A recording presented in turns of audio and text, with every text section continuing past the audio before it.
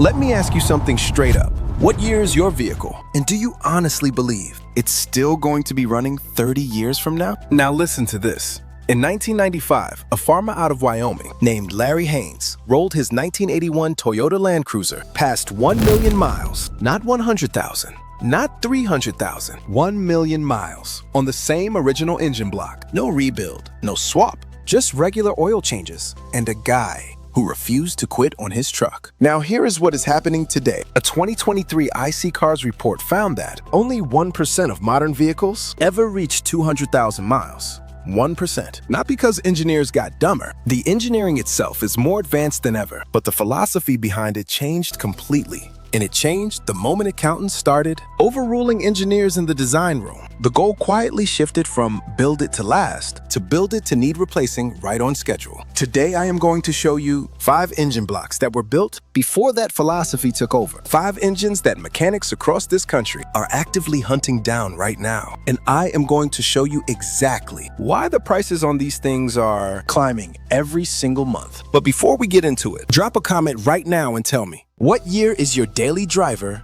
and how many miles are on the clock? I want to see real numbers from real people. Whoever drops the most impressive mileage in the comments, I am pinning that comment to the top. Let's go. Right after we posted our last video about the parts supply trap, the comments went absolutely crazy. And I mean that in the best possible way. A guy named Mike Callahan wrote in and said he has a 1982 Toyota pickup sitting in his driveway with over 340,000 miles on the original engine block. His words were, "I've done nothing special to it. Oil every 4,000 miles, and it just keeps going." Then a viewer named Steve Brandt said he bought a used 1984 Ford F-Series truck from an estate sale 2 years ago. The inline 6 was still in it. He dropped it into his project truck, fired it up, and the thing ran like it just came off the assembly line. And then there was a comment from a retired mechanic named Dale Hutchins out of rural Oklahoma who put it better than anyone else. He said, "I've been turning wrenches for 35 years. The engines I trusted to get a man home were all built before 1986. After that, it started becoming about the quarterly report, not the repair manual. These are not outliers.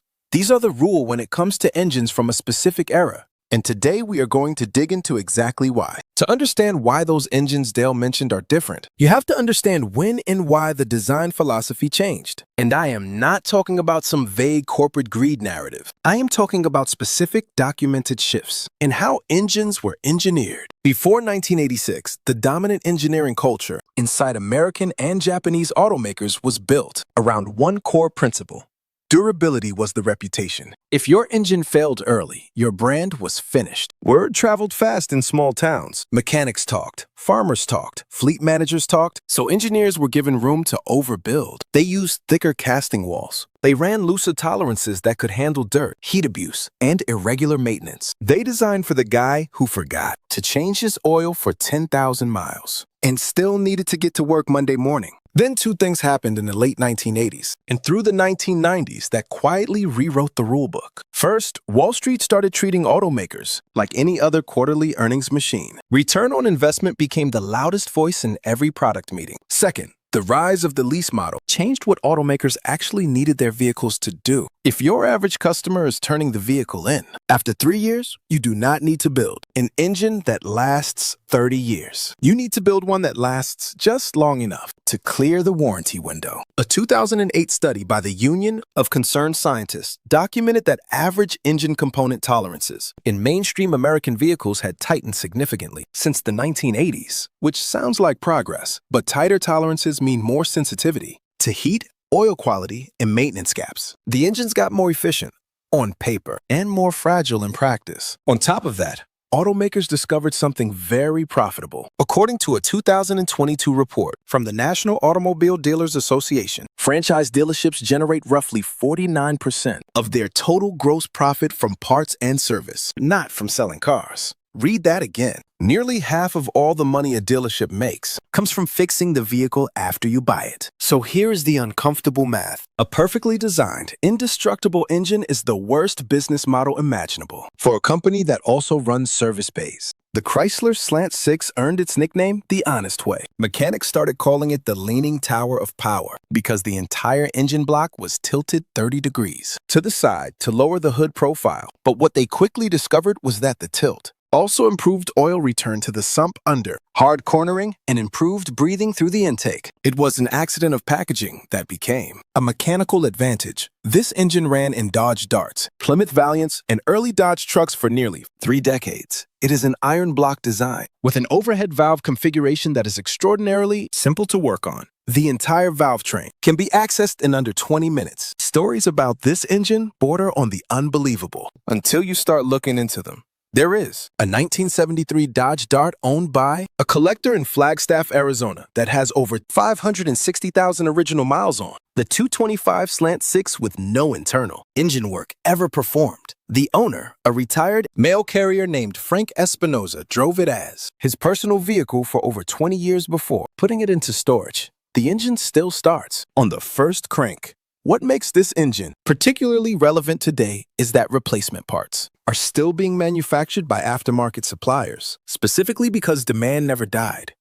You can buy a complete valve rebuild kit for under $80. A remanufactured long block costs around $900. The Slant 6 community is small but intensely dedicated, and they have kept the supply chain alive entirely through aftermarket pressure. This one is for the people who really know. The Toyota 1 Heart is a 4.2-liter inline 6-cylinder diesel that was fitted primarily into Land Cruiser 70 series trucks and commercial vehicles sold outside the United States. It is not well known in America, precisely because Toyota never officially brought it to the US market at scale. But among overland mechanics, international fleet operators, and serious off-road communities, the 1HC has a reputation that borders on mythology. It is a naturally aspirated diesel, meaning there is no turbocharger to fail, no intercooler to leak, and no boost pressure, complicating the fuel delivery system. It runs on a mechanical injection pump, a Denso unit that can be rebuilt by any competent diesel mechanic without any diagnostic software. The engine produces modest power,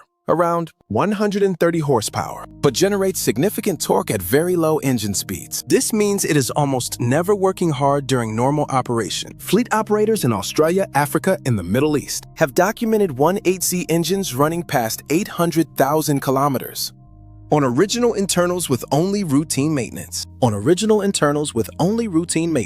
Australian Outback service operators specifically request that is nearly 500,000 miles. Vehicles equipped with the 1HC because they need engines that can be repaired in the field without electronics. In the US gray market, a good 1HC engine imported from a Japanese domestic vehicle or an Australian Land Cruiser will run you between $2,000 and $4,000. That number has increased by roughly 60% in the past 3 years as the overlanding community has grown and supply of good examples has tightened. Now here is the part where I give you the straight talk that a lot of channels skip because it messes with the excitement of the list. These engines are getting harder to find and more expensive every single month. And it is not just nostalgia driving that price. There are 3 real factors pushing values up right now. First, the supply is genuinely shrinking. Every one of these engines that gets crushed in a junkyard is gone forever. The manufacturing lines that produce them have been shut down for decades. Second, the overlanding and off-road communities have exploded in size since the pandemic. According to the Outdoor Recreation Roundtable, participation in overlanding-style travel increased by over 40% between 2019 and 2022. A lot of those new participants are specifically seeking out mechanically simple, repairable vehicles. Third, inflation in the new vehicle market has pushed buyers who would normally trade up into keeping their older vehicles longer and investing in drivetrains that will last. If you are shopping for one of these engines right now, the realistic advice is this: buy sooner rather than later. Avoid anything being sold without compression tests, results, or documented service history. Check the rod knock, start the engine cold, and listen for the first 30 seconds. And be extremely cautious with 1HZ engines being sold without import documentation because there are counterfeit and misrepresented units coming through gray market channels that are not what they claim to be. The engines on this list are genuine, long-term investments, but only if you buy smart. Here is the bottom line. A mechanic does not look at an engine the way a consumer does. A consumer looks at horsepower numbers, infotainment screens, and monthly payments. A mechanic looks at casting thickness, bearing surface area, and whether the oil pump is gear-driven or chain-driven. One of those perspectives builds 30-year relationships with vehicles. The other one builds 36-month loan cycles. The engines on this list were built by engineers who thought like mechanics. They were built in an era when the reputation of the metal mattered more than the margin on the replacement part. That era is gone, but the engines it produced are still out there, in barns, in junkyards, in garages belonging to guys who knew exactly what they had.